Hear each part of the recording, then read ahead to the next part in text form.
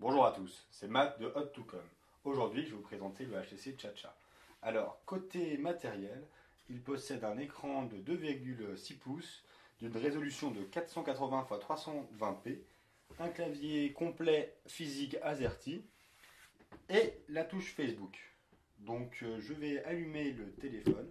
Donc, on remarque tout de suite le lock screen comme avec le HTC Sensation. Donc là, je vais faire un petit tour côté matériel. Donc, processeur de 800 MHz et non pas 600, 512 MB de RAM, un affichage de 2,6 pouces HVGA résolution, un appareil photo principal de 5 mégapixels qui se trouve ici, avec autofocus et flash LED, un haut-parleur ici, le connectique jack 3.5 ici, le boot de ce côté-là, port micro USB et bouton volume plus moins ici. Donc voilà. Alors c'est un téléphone de bonne facture puisque c'est un monobloc en alu. Donc chez HTC, entrée de gamme ne rime pas forcément avec bas de gamme. Donc voilà. Je vais également aller dans le logiciel du téléphone pour vous montrer ce qu'il a. Alors ce que c'est-à-dire que c'est une version d'Android 2.3.3, c'est-à-dire Gingerbread, et une version de Sense 2.1 pour Messenger. Donc, chose dite, je vais aller dans Personnaliser et vous montrer l'écran verrouillé, c'est-à-dire le lock screen. Donc là, j'ai actualité, Gmail, appareil photo et messages.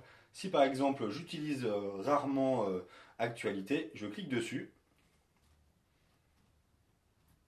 et je remplace par exemple par Android Market. Je mets OK, je verrouille le téléphone, et maintenant l'Android Market est là.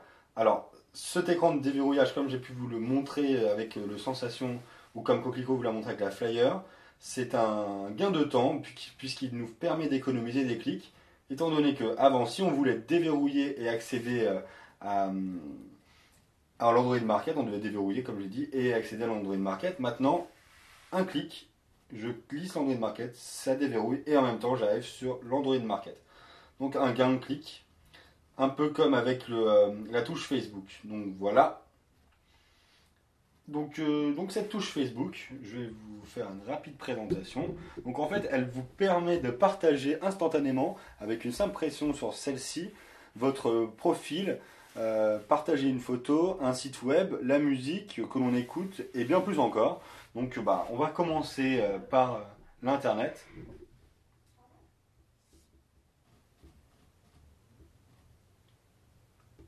Donc vous voyez que là, elle clignote. Donc ça veut dire que je peux partager. Je suis sur YouTube, je peux partager le contenu qui est en train de lire.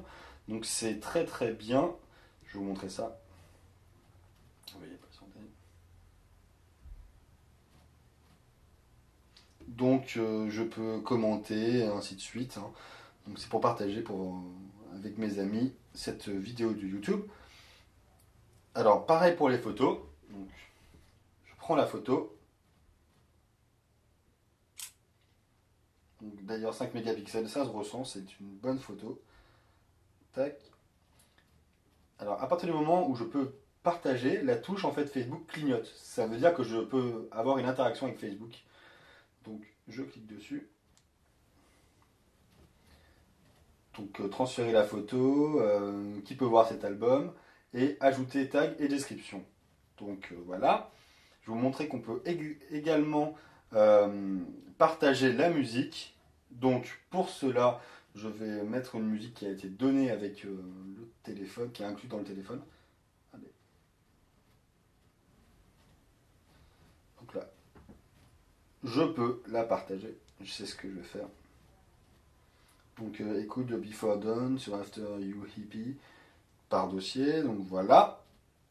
Donc c'est l'intérêt de cette touche Facebook. Donc c'est pour ceux qui sont adeptes ou même addicts de Facebook.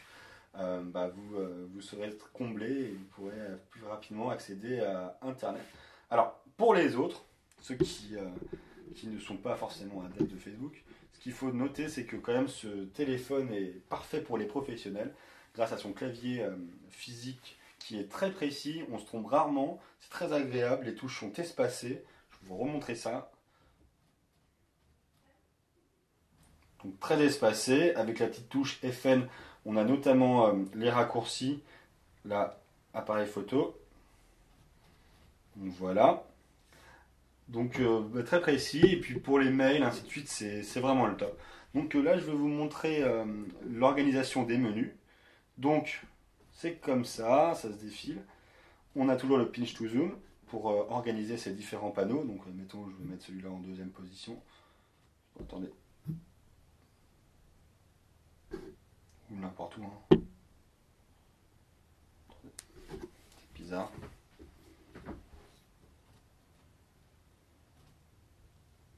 Donc voilà, ça fonctionne pas mal. On peut ajouter ou enlever des panneaux. Le maximum c'est 7. Donc, je vais en ajouter un. Je vais mettre un petit widget en plus. Donc widget HTC.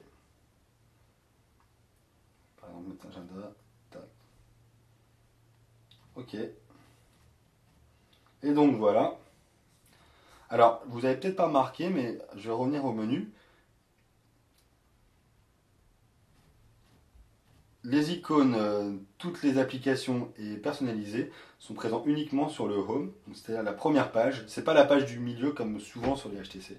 Donc voilà. Donc les applications, c'est comme du Android classique, c'est toutes les applications comme ça qui se défilent par page. Donc avec c'est HTC qui fait ça. Et donc toutes les applications sont sur le côté, fréquentes et téléchargées. Bon, d'habitude c'est en bas, mais c'est sensiblement la même chose. Je vais lancer un petit Angry Bird pour vous montrer que même si c'est un téléphone avec un petit écran et qui n'est pas ultra puissant, vous allez voir que ça se lance assez vite et en même temps on va pouvoir juger la qualité sonore dont je vous ai parlé qui est de bonne facture. Donc attendons. Play. Une fois chargé, ça va vite. Hein. Donc voilà, je reviens au menu. Donc une fois au menu, je vais vous montrer maintenant la barre de notification. Donc il n'y a pas le paramètre rapide, mais bon, c'est une barre de notification classique, comme vous avez certainement l'habitude. Donc voilà. Alors là, il y a les 4 boutons, donc Home, pour la radio, paramètres, toutes les applications, ainsi de suite.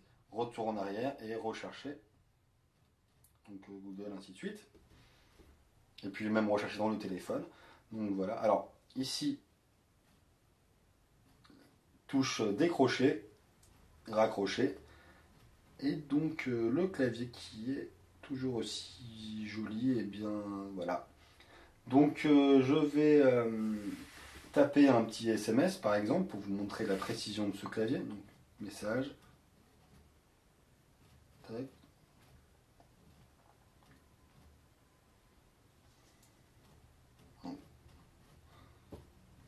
Hop. Tout comme.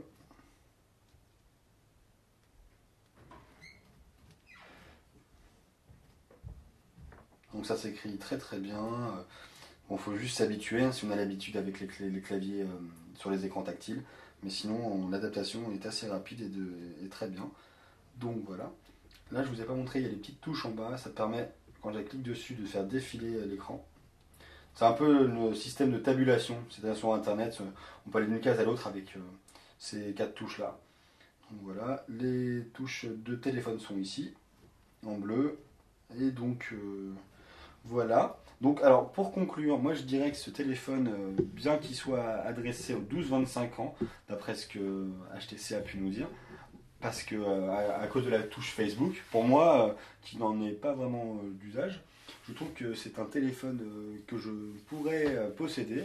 Actuellement, j'ai un Désir HD et j'aurais bien voulu acheter ce HTC Chacha, mais le problème, vraiment, c'est la taille de l'écran. Quand on est habitué à des grands écrans, c'est sûr que c'est un peu bizarre, vu que 2,6 pouces face à 4,3 pouces, c'est pas la même chose.